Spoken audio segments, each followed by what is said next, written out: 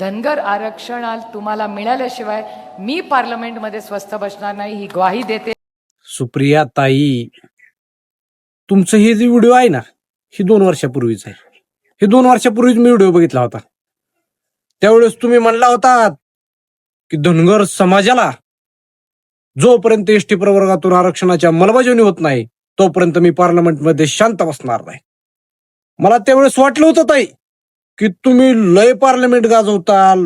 रोज उठलं की धनगर आरक्षणावर प्रश्न, रोज उठलं की धनगर आरक्षणावर प्रश्न.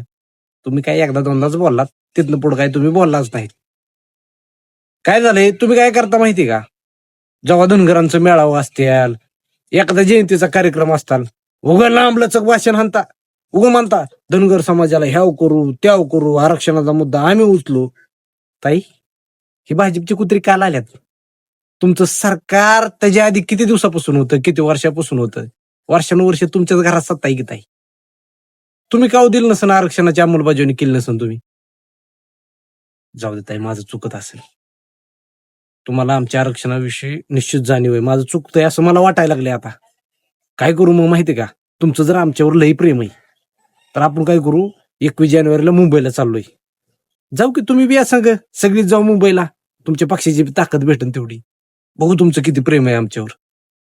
धनगर समाज बांधवांनी अशा लबाड लांडग्यांना ओळखावं एवढीच माझी अपेक्षा आहे. सर्वांना मानाचा जय मल्हार.